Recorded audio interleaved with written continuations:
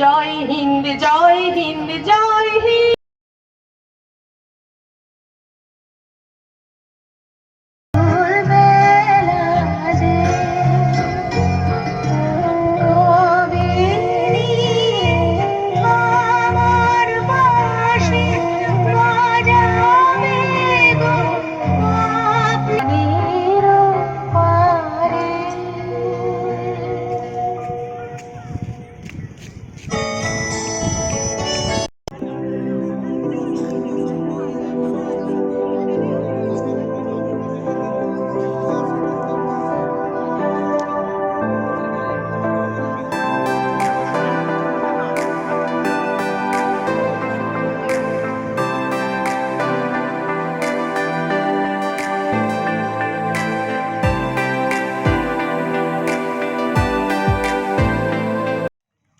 মানিকপাড়া চক্রের ৩৯তম বার্ষিক ক্রীড়া প্রতিযোগিতা আমরা এইমাত্র শুরু করছি।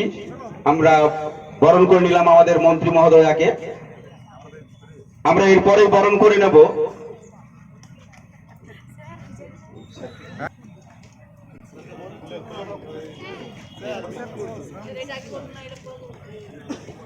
এরপরেই আমরা বরণ করে নিচ্ছি আমাদের ডিপিএসসির চেয়ারম্যান সাহেবকে। পরে আমরা বরণ করে নিচ্ছি আমাদের চক্রের এসআইএস মহাশয়া অলকা শীত মহাশয়কে।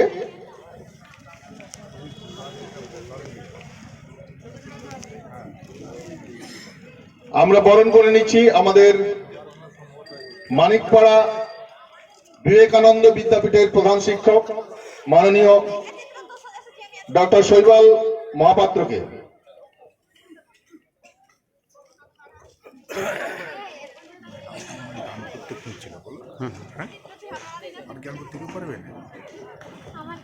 গান না গাইলে তো পারবেন গান পড়ার জন্য সঙ্গে হ্যাঁ কালার তো এসছে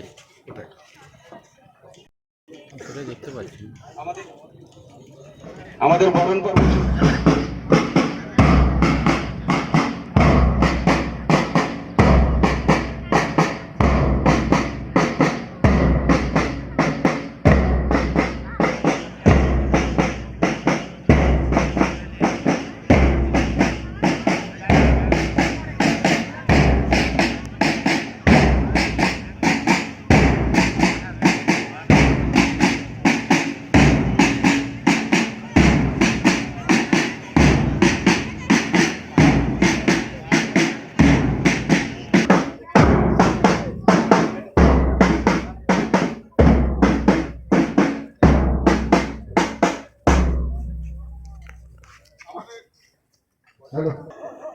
প্রতিযোগিতার উদ্বোধন অনুষ্ঠান শুরু করছি। আমাদের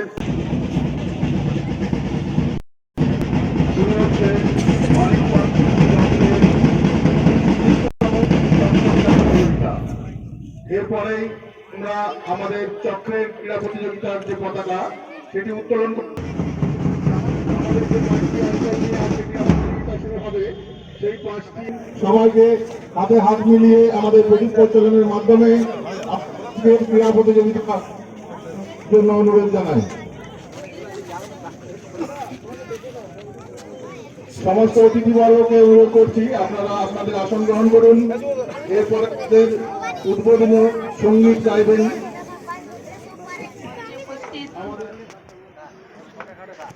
মাননীয় সভাপতি মহাশয় এবং মাননীয় চেয়ারম্যান সাহেব, মাননীয় মন্ত্রী মহাশয়া এবং আমাদের মাননীয় এসআইএস এবং উপস্থিত অতিথিবর্গ, সমস্ত চক্রের শিক্ষক শিক্ষিকা এবং সন্তানতুল্য ছাত্রছাত্রীদের যথাযোগ্য স্থানে প্রণাম, আন্তরিক শুভেচ্ছা ও ভালোবাসা। আমরা জানি কালকে 23শে জানুয়ারি নেতাজি সুভাষচন্দ্রের জন্মদিন। সেই জন্য আমি ওনাকে স্মরণ করে একটি দেশাত্মবোধক গান গাওয়ার চেষ্টা করছি। জয় হিন্দ, জয় হিন্দ, জয় হিন্দ, জয় হিন্দ, জয় হিন্দ, জয় হিন্দ। কাশ্মীর থেকে কন্যাকুমারী, মণিপুর থেকে করাচি, বাজে ওই ধ্বনি জাগে সবে শুনি জয় হিন্দ, জয় হিন্দ, জয় হিন্দ, জয় হিন্দ, জয় হিন্দ, জয় হিন্দ। জাপানিরা রাষ্ট্র সম্ভ্রমে নত করে তার শির, সূর্য বীর্যে ত্যাগে ও মহান সে তুমি মহান বীর। জাপানিরা রাষ্ট্র সম্ভ্রমে নত করে তার শির, সূর্য বীর্যে ত্যাগে ও মহান সে তুমি মহান বীর। নেতাজি হয়ে গড়েছিলে তুমি সেই সে আজাদ হিন্দ, নেতাজি হয়ে গড়েছিলে তুমি সেই সে আজাদ হিন্দ।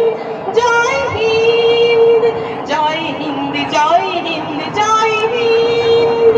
কাশ্মীর থেকে কন্যাকুমারী, মণিপুর থেকে করাচি, বাজে ওই ধ্বনি জাগে সবে শুনি জয় হিন্দ, জয় হিন্দ, জয় হিন্দ।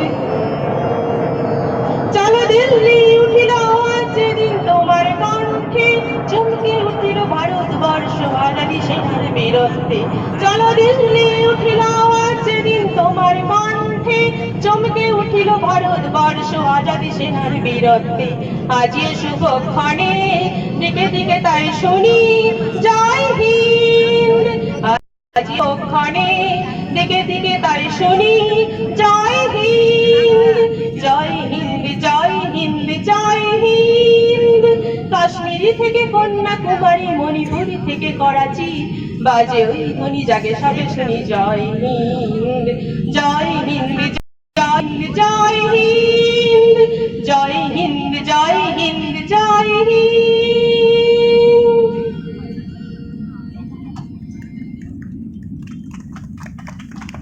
আর একজন মানুষকে সম্মান এবং কৃতজ্ঞতা না জানালেই নয়, তিনি হলেন আমাদের পশ্চিমবাংলার মুখ্যমন্ত্রী মাননীয় মমতা বন্দ্যোপাধ্যায়। আমরা জানি এটা ৩৯তম স্পোর্টস, এর আগেও খেলা হতো, 2011 সালের আগেও খেলা হতো। সে সময় কোনো অনুদান সরকারিভাবে পাওয়া যেত না। এই সমস্ত চক্র স্তর বা জেলা স্তরের খেলাগুলো করার জন্য কোনো রকম সরকারি অনুদান পাওয়া যেত না।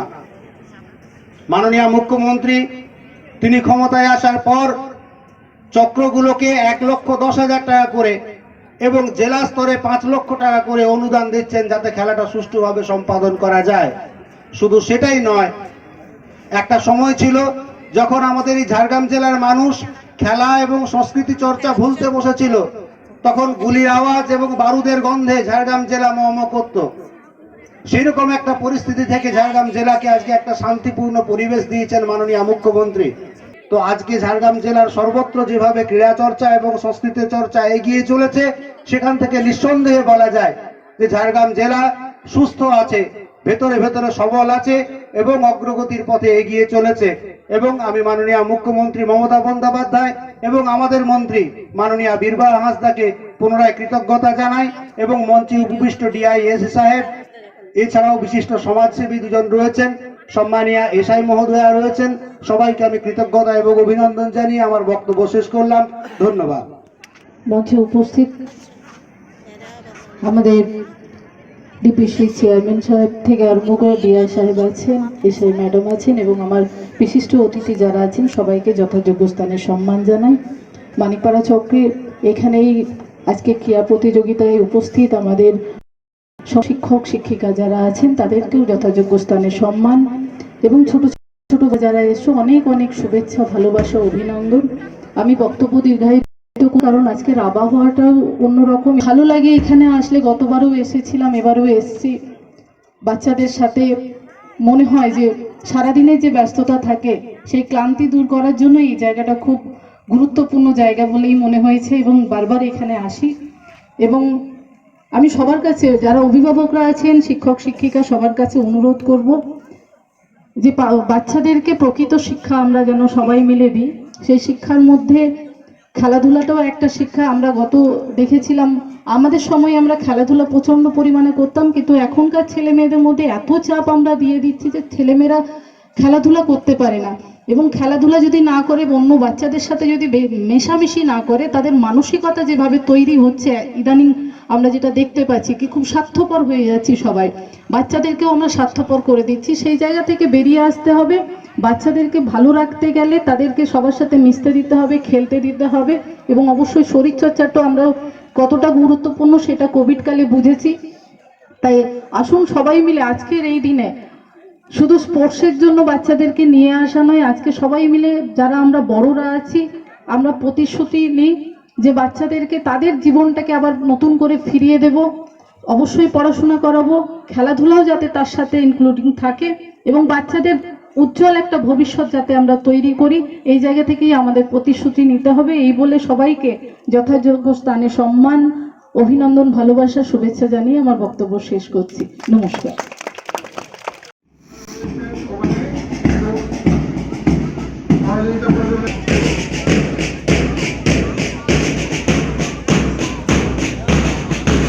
একটু রক্ষা করে নেবেন যাতে ক্লাবের মধ্যে কোনো পেরেক বা চিহ্ন না থাকে। যারা শিক্ষক শিক্ষিকা রয়েছেন একভাবে দেখে নিন যাতে পেরেক না থাকে। স্পোর্টসের সঙ্গে যে সমস্ত শিক্ষক শিক্ষিকা রয়েছেন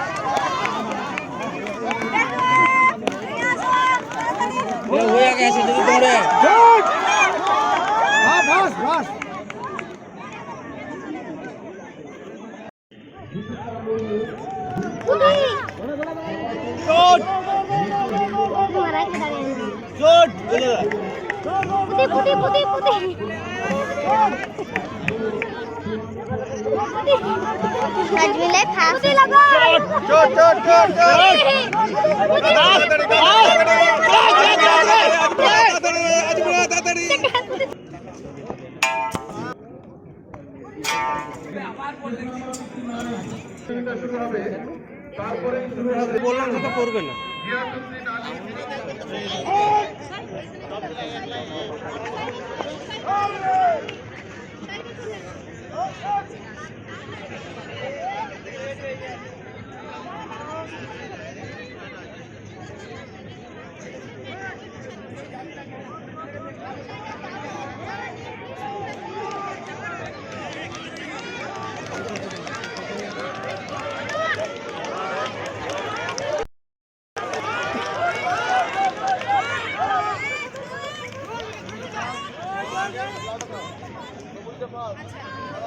প্রথম হয়েছে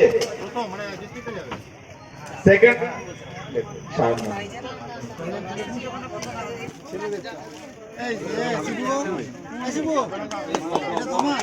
না